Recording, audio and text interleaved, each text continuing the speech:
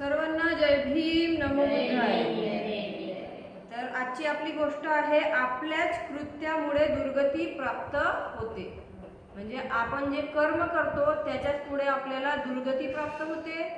अकुशल कर्म केले तर दुर्गती प्राप्त होते आणि कुशल कर्म केले तर सुगती प्राप्त होते। बरोबर आहे। तर आजची गोष्ट आहे एका स्थविर भिक्खूची गोष्ट, स्थविरांची आजची गोष्ट आहे। तर धम्मपदामध्ये त्यांच्याकरिता गाथा क्रमांक 240 उल्लेखित आहे। ऐसा व मलं समुत्थितं तदुत्थाय तमेव खादति एवं अतिगुणचारिणं सक्कमानि नयन्ति दुर्गति।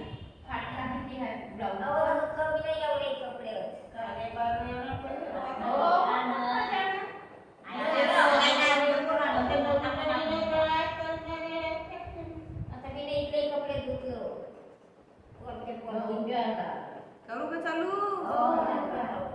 तर गाथा क्रमांक 240 म्हटलेली आहे, अयसा व मलं समुत्थितं तदुत्थाय तमेव खादति एवं अतिधोनचारिणं सक्कमानि नयन्ति दुर्गति।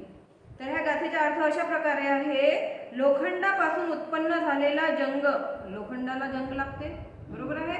तर लोखंडापासून जो जंग उत्पन्न होते तो त्या लोखंडालाच खाऊन टाकते।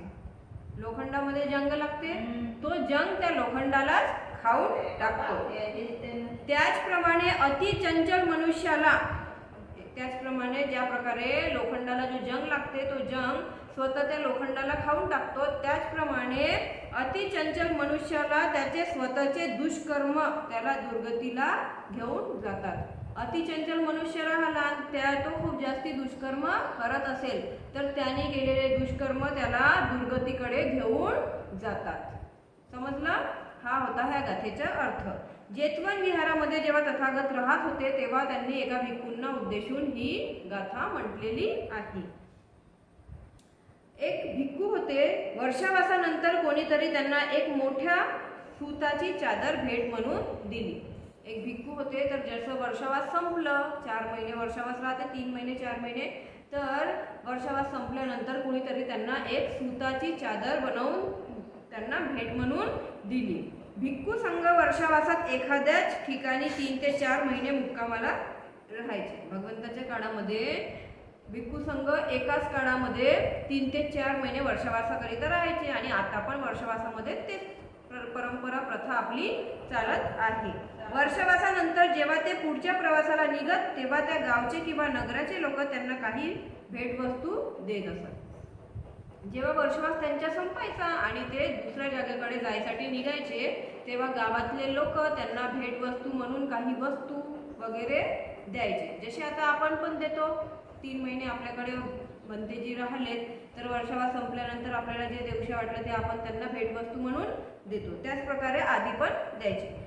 भेट ही अगदी साधीशी असे आणि भेटवस्तू पण खूप साधीशी असे, कारण भगवंताच्या ऑर्डर्स म्हणता येईल, आज्ञाच तशी होती। भगवंत तथागतांची आज्ञा तशी होती की भिक्खूंजवळ साधे आणि सिंपल कपडे, चिवर, फक्त त्यांच्याजवळ 3 चिवर असायला पाहिजेत आणि साधं सामान त्यांच्याजवळ असायला पाहिजे, जे त्यांच्या गरजेपुरतेच आहे, फक्त 3 चिवर स्वतःसाठी ठेवू शकत होते। म्हणजे भंतेजी तेव्हा फक्त 3 चिवर स्वतःसाठी ठेवू शकत होते, यापेक्षा जास्त नाही। 3 पेक्षा जास्त चिवर ते आपल्यासाठी ठेवू शकत नव्हते। कोणी एखादी चादर भेट देत असे किंवा कोणी एखादे भिक्षापात्र, आता कोणी एखादी चादर भेट द्यायचे ना तर कोणी एखादे भिक्षापात्र भेट द्यायचे। नवीन भिक्षापात्र मिळाल्यास जुने भिक्षापात्र तिथे सोडून द्यावे लागेल। जर त्यांना नवीन भिक्षापात्र मिळालं कुणाकडून तर जे जुने भिक्षापात्र आहे त्यांचे ते त्यांना तिथेच सोडून द्यावे लागे आणि नवीन भिक्षापात्र आपल्यासोबत मग ते घेऊन जात होते। आणि नवीन आणि जुना दोन्ही सोबत घेऊन जाऊ शकत नव्हते। जुनं तिथेच विसरून जायचे, ठेवून जायचे आणि नवीन ते घेऊन जायचे। आणि नवीन चादर मिळाल्यास जुनी चादर तिथेच टाकून द्यावी लागेल। जर त्यांना कुणी नवीन चादर दान म्हणून दिली, भेटवस्तू म्हणून दिली, तर त्यांना नवीन चादर आपल्यासोबत घेऊन जावी लागेल आणि जुनी जी त्यांच्याजवळ चादर असायची ती त्यांना तिथेच ठेवून द्यावी लागत होती। त्या भिक्खूंनी एका गावी वर्षावास केला. आता आपण ज्या भिक्खूबद्दल जाणत आहोत त्या भिक्खूंनी काय झालं, एका गावी वर्षावास केला. जेव्हा वर्षा संपली आणि ते गाव सोडून पुढील यात्रेला निघाले तेव्हा कोणीतरी त्यांना मोठ्या सुताची एक चादर भेट दिली. आणि जेव्हा वर्षा संपली आणि ते गाव सोडून पुढील गावाकडे जायसाठी निघाले तर तेव्हा त्यांना कोणीतरी एक सुताची मोठी चादर दिली. ती चादर त्यांना पसंत पडली नाही, परंतु ती चादर त्यांना अजिबात आवडलेली नाही. परंतु भिक्खूंना आज्ञा होती की जे त्यांना मिळेल त्याबद्दल कुठलीही तक्रार न करता जसे आहे तसे स्वीकारावे. आणि भिक्खूंना अशी आज्ञा तथागतांनी दिली होती की कोणती गोष्ट आवडेल किंवा न आवडेल तरी सुद्धा दान म्हणून मिळालेली वस्तू स्वीकारावेच लागायचे त्यांना. त्यामुळे मोठ्या सुताची चादर जरी पसंत नसली तरी नाईलाजाने त्यांना ती घ्यावी लागली. त्यांना ती मोठ्या सुताची चादर पसंत नव्हती तरी सुद्धा त्यांच्याजवळ इलाजच नव्हता, तर नाईलाजाने त्यांनी मग ते चादर त्यांना घ्यावी लागली. परंतु मनुष्य हुशार असतो, मनुष्य प्राणी सगळे हुशार असतात, आवड निवड जपतो. आपण सुद्धा आपली आवड निवड जपतो. आपल्याला एखादी वस्तू आवडली नाही तर आपण ती, एखादा कपडाच नाही आवडला तर आपण तो कपडा घालत नाही, एखादी वस्तू नाही आवडली तर आपण ते घेत सुद्धा नाही, तिचे यूज सुद्धा करत नाही. प्रत्येक गोष्टीसाठी तो उपाय शोधित असतो. आणि आपल्याला एखादी गोष्ट नाही आवडत असेल तर आपण त्याच्याकरिता काय करत असतो, उपाय शोधित असतो. त्याच गावात त्या भिक्खूची बहीण राहत होती. ज्या गावामध्ये ह्या भिक्खूंनी वर्षावास केला त्याच गावामध्ये ह्या भिक्खूंची बहीण राहत होती. जेव्हा ती चादर त्यांना भेट दिली गेली त्यावेळी त्यांची बहीण तिथे उपस्थित होती. जेव्हा ह्या भिक्खूंना ती चादर भेट दिली गेली त्यावेळी ह्या भिक्खूंची बहीण तिथेच उपस्थित होती. तेव्हा काहीच न बोलता ती चादर त्यांनी आपल्या बहिणीकडे दिली. आणि त्यांनी ती चादर तर दान म्हणून स्वीकारली, परंतु काहीही न बोलता ती चादर त्यांनी आपल्या बहिणीकडे दिली. बहिणीलाही त्या भिक्खूच्या मनातील गोष्ट समजली की चादर खूप जाड धाग्याची आहे. आणि त्या बहिणीला पण आपल्या हौस लागत होते, पण आता ते तिचे भिक्खू होते तर त्यांच्या मनातली गोष्ट समजली की यांना ही आवडली नसेल, कारण ही खूप जाड धाग्याची चादर आहे. ती चादर घेऊन घरी गेली. तिने त्या जाड सुताच्या चादरीला तीक्ष्ण चाकूने बारीक बारीक चिरली. ती चादर आपल्या घरी घेऊन गेली त्या भिक्खूंची बहीण, आणि ती घरी गेल्यानंतर त्या चादरीला चाकूने बारीक बारीक तिने काय केलं, चिरले.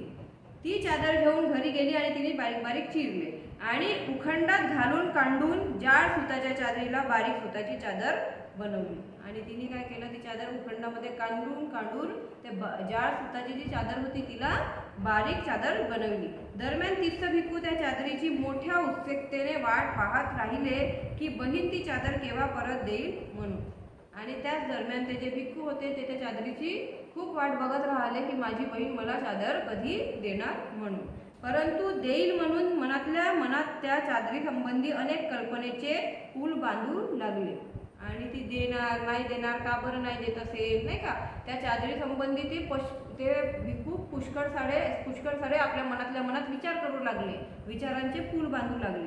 चादर अशी झाली असेल की तशी झाली असेल, आणि ती चादर ओढून मी कसा चालेल की तसा चालेल वगैरे वगैरे. आपण पण विचार करतो ना, मी हा आता नानी विचार करत होत्या, मी आता हा लुगडा घेतला आता हा मला कसा दिसेल, नाही का, निळ्या धडीचा आहे, पांढरा लुगडा आहे, मग मी आता याला नेसणार, नाही का, आणला तसाही पण आपण तशाच प्रकारे विचार करत राहतो, बरोबर, कल्पना. तर ते भिक्खू पण तसेच विचार करत होते की ही चादर आता माझ्यावर कशी दिसणार, ओढल्यानंतर मी चालू शकणार का, नाही चालू शकणार, अशा प्रकारे. लक्षात असू द्या, मनुष्याची वासना उत्पन्न होण्यासाठी फार मोठ्या वस्तूची गरज नाही. मनुष्यामध्ये वासना उत्पन्न होण्यासाठी खूप मोठ्या वस्तूची गरज नसते.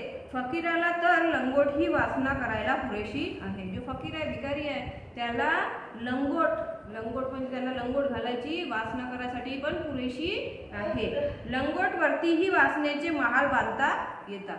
लंगोटवरतीही वासनेचे महाल बांधू शकतो एखादा फकीर. आणि असे महाल बांधण्यासाठी कोणतीही खुंटी कामी पडते.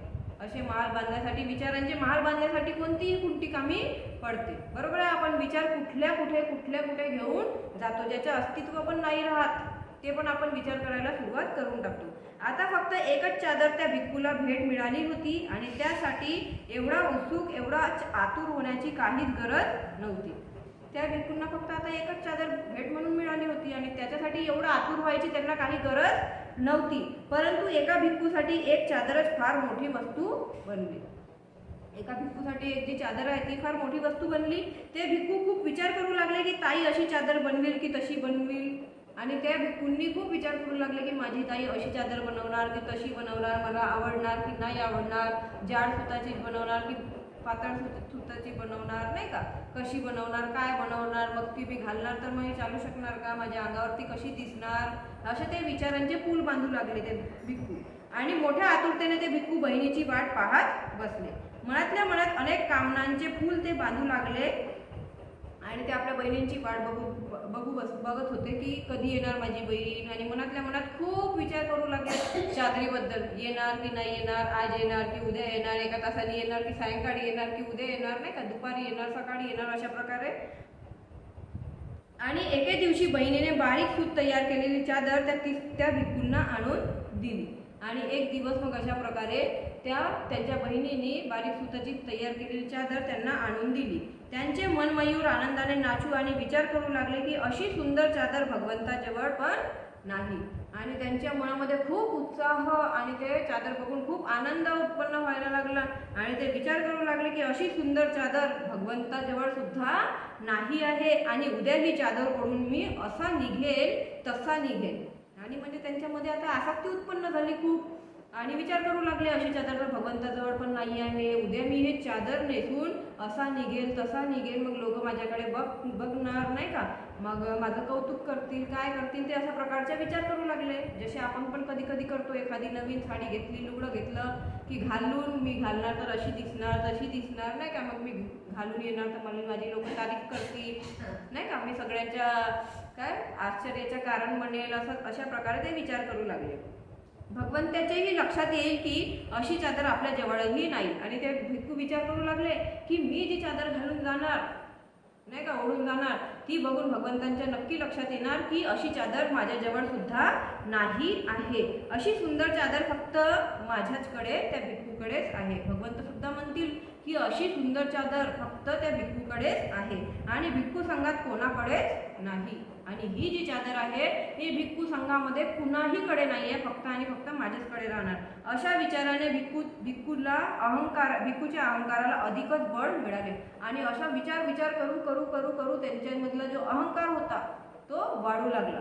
खूप जास्ती विचार करू करू, नाही का, त्यांच्यामधला अहंकार वाढू लागला. परंतु बहिणीने ती चादर संध्याकाळी आणून दिली होती, म्हणून त्या भिक्खूंनी विचार केला चादर उद्या सकाळी वापरू.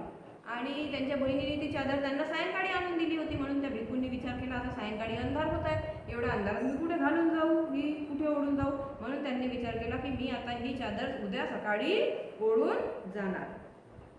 आणि रात्री चादर वापरून जर फिरलो तर पाहिल तरी कोणी. आणि असं विचार करू लागलं की रात्री जर मी चादर वापरून फिरलो तर माझ्याकडे बघणार कोणी, कारण अंधार राहत होता तेव्हाच्या याच्यामध्ये. मजा तर लोकांना दाखवण्यात असते. ते भिक्खू असा विचार करू लागले, मजा लोकांना दाखवण्यात असते. असा विचार करून मोठ्या लाडाने लक्षपूर्वक ती चादर खुंटीला टांगून ठेवली. आणि असा विचार करू करू त्यांनी मोठ्या लाडाने ती चादर खुंटीला टांगून लटकवून ठेवली. उद्या ती चादर वापरून आपण असे मिरू, ह्या विचाराने भिक्खू तिसऱ्या रात्री नीट झोपू शकले नाही. आणि असा विचार करू करू की उद्या आपण ही चादर असे मिरवू तसे मिरवू, लोकांमध्ये जाऊ, लोक माझं खूप कौतुक करतील, लोकांना खूप आवडणार, अशा प्रकारे ते विचार करू करू त्यांनी पूर्ण रात्र अशीच घालवली. आणि रात्रभर त्यांना झोप काही लागली नाही. ज्यांच्याजवळ काहीतरी आहे असा मनुष्य चिंतेने नीट झोपू शकत नाही. ज्यांच्याजवळ काहीतरी असते असे मनुष्य, चिंता असते त्यांना त्या वस्तूची, तर असे मनुष्य चिंतेने झोपू शकत नाही. ज्या गरिबाजवळ गमावण्यासाठी काहीच नाही तो मात्र शांतने झोप घेतो. आणि एखादा गरीब मनुष्य ज्याच्याजवळ गमावण्यासारखं काहीच नाही आहे तर तो मात्र शांतीने मस्त आरामात झोप घेतो. अमीर मात्र झोपू शकत नाही. आणि अमीरांजवळ खूप प्रॉपर्टी राहते, त्याच्यामुळे त्यांना काही झोप येत नाही, चिंता लागून राहते खूप जास्ती. वास्तविक अमीराने शांतीने झोपावायच हवे.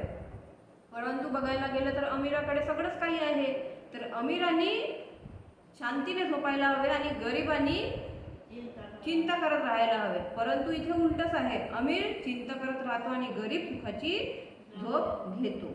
कारण त्याचे जवळ सर्व काही आहे अमीराजवळ आणि गरिबाजवळ तर काहीच नाही आहे. मात्र गरीब आरामात झोपतो, श्रीमंत झोपू शकत नाही. तरी सुद्धा गरीब आरामामध्ये झोपतो आणि श्रीमंत झोपू शकत नाही.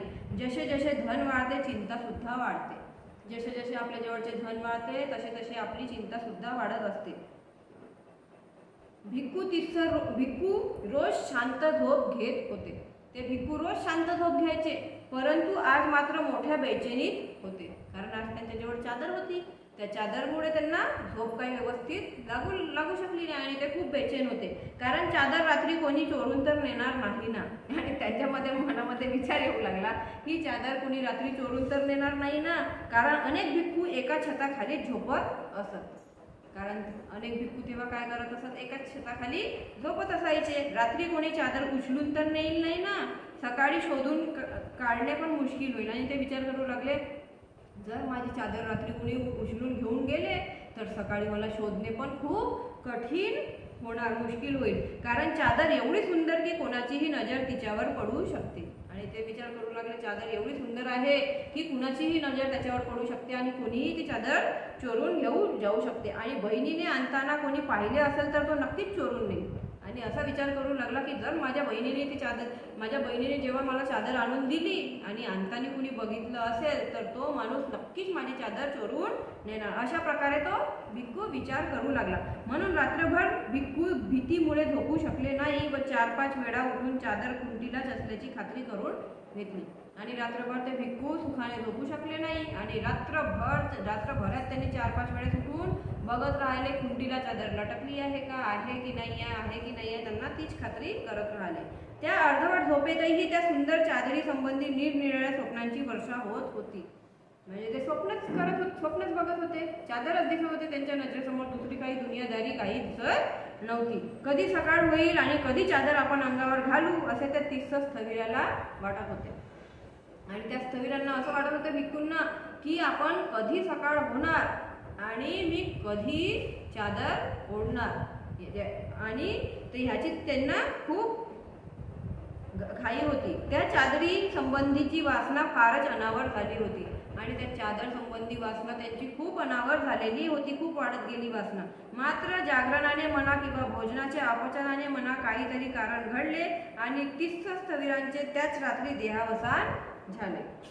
आणि त्यांचे झोपेनी म्हणा की चिंतेनी म्हणा की ॲसिडिटी झाली असेल किंवा अपचन झालं असेल जेवण, तर त्यांची रात्रीच देहावसान झाले. म्हणजे त्यांनी रात्रीच अखेरचा श्वास घेतला. त्या चिवराप्रती चादरीप्रती त्यांची तृष्णा इतकी प्रबळ होती की तीच मरून वस्त्र किड्याच्या रूपात त्यांचा जन्म झाला. अशा प्रकारे ते मरण पावले. आणि त्या चिवराप्रती चादरीप्रती त्यांची इतकी तृष्णा प्रबळ होती की ते मरून किड्याच्या रूपात त्यांचा जन्म झाला. मेल्यानंतर त्यांचा जन्म किड्याच्या रूपामध्ये झाला आणि ते त्या वस्त्रात जाऊन बसले. म्हणजे त्याच्याप्रती त्यांच्यामध्ये इतकी वासना होती की त्यांच्या जन्मानंतर किड्याच्या प्रती झाला आणि ते मग किडे बनून कुठे जाऊन बसले, तर त्या चादरीमध्ये जाऊन बसले. दुसऱ्या दिवशी भिक्खूंनी त्यांच्या मृत शरीराला जाळून नियमानुसार त्या चिवराला परस्पर एकमेकात वाटण्यासाठी उचलले. आणि दुसऱ्या दिवशी काय झालं की त्यांचं जे अंतिम संस्कार केलं, मृत्यू शरीराला जाळलं आणि नियमानुसार चिवराला परस्पर एकमेकात वाटण्यासाठी उचललं. आणि त्यांचे नियम होते, एखादा भिक्खू मरत असेल तर त्यांचे चिवर एकमेकांना वाटून घ्यायचे म्हणून. तर नियमाप्रमाणे एकमेकांमध्ये वाटण्यासाठी ते चिवर उचलले. त्यावेळी असा नियम होता की एखादा भिक्खू अगर मरण पावला की त्याच्या वस्तू ज्यांच्या जवळ त्या वस्तू नसतील त्यांना वाटून देण्यात येईल. आणि त्यावेळी असा नियम होता की जर एखादा भिक्खू मरण पावला आणि त्याच्याजवळ जे वस्तू आहे ती वस्तू फक्त अशाच माणसाला देण्यात येईल, असाच भिक्खूंना देण्यात येणार की ज्यांच्याजवळ ती वस्तू नाही आहे. मात्र त्या भंतेजीच्या चिवराला हात लावत्याबरोबर वस्त्र किडा झालेले ते भिक्खू पागल झाले, बेचैन झाले. परंतु त्या चादरीला हात लावल्याबरोबर तो जो किडा होता तिथे, तर ते पागल झाले, किडा आणि बेचैन झाले. आता ते स्थवीर नव्हतेच, त्या चादरीत दडलेले ते किडा होते. ते स्थवीर तर आता होते नाही, परंतु आता ते त्या चादरीमध्ये दडलेले किडे होते. तो किडा पागल झाला की माझी वस्तू लुटत आहेत. तो किडा पागल झाला की माझी वस्तू लुटत आहे, तो वस्त्र किडा इकडे तिकडे पडू लागला आणि ओढू लागला.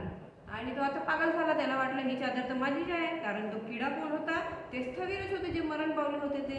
तर ते पागल झाले आणि इकडे तिकडे पडू लागले आणि ओढू लागले. भगवंताशिवाय कोणीही त्यांचे आवाज ऐकू शकले नाही. आणि त्यांचे आवाज फक्त भगवंत ऐकू शकले, त्यांच्या व्यतिरिक्त कोणीही त्यांचे आवाज ऐकू शकले नाही. भगवंतांनी गंधकुटीत विराजमान असताना आपल्या दिव्य स्रोत धातूने त्या किड्याचे रिंदन केले आणि समस्त घटना समजून घेतली. मग भगवान बुद्धांनी आपल्या दिव्य दृष्टीने त्या गंधकुटीमध्ये जेव्हा ते होते तेव्हा त्यांनी त्या किड्याचे रुंदन केले आणि समस्त घटना समजून घेतली. आणि स्थवीर आनंदाला आदेश दिला की त्या भिक्खूंना जाऊन सांग की 7 दिवसानंतरच त्या चिवराचे वाटप करावे. आणि मग भगवान बुद्धांनी स्थवीर आनंदांना आदेश दिला की सगळ्या भिक्खूंना जाऊन सांगा की 7 दिवसानंतरच त्या चिवराचे, त्या चादरीचे वाटप करावे. स्थवीर आनंदाने ही गोष्ट त्या भिक्खूंना सांगितली, जे भिक्खू त्या चिवराचे वाटप करायला लागले होते. मग स्थवीर आनंद गेले आणि त्यांनी त्या सगळ्या भिक्खूंना सांगितली, जे भिक्खू त्यांचे चादरीचे वाटप करायला करत होते त्यांना. 7 दिवसानंतर तो वस्त्रकिडा मरून तुषित देवलोकांत त्यांचा जन्म झाला. आणि 7 दिवसानंतर तो किडा मरण पावला आणि मरण पावल्यानंतर त्यांचा जन्म झाला. तुषित देवलोकामध्ये त्यांचा जन्म झाला. जर भिक्खू मरण पावले तर त्या किड्याचे किती वय? भिक्खू तर मरण पावले, परंतु त्या किड्याचे किती वय? 7 दिवसानंतर तो किडा पण मरण पावला. आणि 7 दिवसानंतर फक्त तो किडा मरण पावला. तेव्हा शास्त्रांनी त्या चिवराला आपसात वाटण्याचे आदेश दिले. आणि 7 दिवसानंतर तो जेव्हा किडा मरण पावला तेव्हा भगवंतांनी मग त्या चिवराला आपसामध्ये वाटण्याचे आदेश दिले. स्वभावतः भगवंतांनी भिक्खूंना 1 हप्ता थांबण्यास व नंतर ते चिवर वाटून घेण्यास सांगितले. याचे कारण काय असावे अशी भिक्खूंना जिज्ञासा झाली. आणि मग भगवंतांनी त्यांना सांगितलं 1 हप्ता थांबा, 7 दिवस. तर सगळ्यांना आता जिज्ञासा उत्पन्न झाली, आतुरता उत्पन्न झाली की भगवंतांनी आपल्याला 7 दिवस का बरं थांबायला लावले. व भगवंतांना त्यांनी त्यांच्याबद्दल विचारणा केली. आणि मग त्यांनी भगवंतांना विचारले की तुम्ही आम्हाला 7 दिवस का बरं थांबायला लावले. तेव्हा भगवंतांनी स्थवीराचे वस्त्रकिडा म्हणून जन्म घेण्याचे व 1 सप्ताहात तो किडा मरून तुषित लोकात जन्म घेण्याची गोष्ट सांगितली. आणि मग भगवंतांनी त्यांना सांगितलं की जे स्थवीर होते ते कसे मरण पावले आणि मेल्यानंतर किडा म्हणून त्यांचा जन्म झाला आणि ते त्या वस्त्रामध्येच होते. आणि 7 दिवसानंतर मग त्या किड्याचा पण मृत्यू झाला. आणि म्हणाले कामनावासी मनुष्य अनंत वेळा जन्मतो व अनंत वेळा मरतो. आणि भगवान बुद्ध म्हणाले ज्याच्यामध्ये कामना असते, म्हणजे कामना असते, कामनेची वासना असते, तो मनुष्य अनंत वेळा जन्म घेतो आणि अनंत वेळा मरतो. जितक्या कामना तेवढेच मृत्यू. ज्याच्यामध्ये जेवढ्या कामना तेवढेच त्याची मृत्यू. प्रत्येक कामना एक जन्म बनते आणि प्रत्येक कामना एक मृत्यू. आपल्यामध्ये जेवढ्या कामना असतील ते प्रत्येक कामना एक जन्म बनते आणि प्रत्येक कामना एक मृत्यू. आणि असे सांगून भगवंतांनी मग ही गाथा म्हटलेली आहे. तर गोष्ट होती आपली कुणाची? एका भिक्खूची. आणि काय सांगितलं गेलं की आपल्याच कृत्यामुळे दुर्गती प्राप्त होते. आपण जसे कर्म करतो त्याच्यामुळे आपल्याला दुर्गती, आपण जसे चांगले कर्म करू, कुशल कर्म करू, त्याच्यामुळे आपल्याला काय प्राप्त होते? सुगतीला आपण प्राप्त होतो. साधू साधू.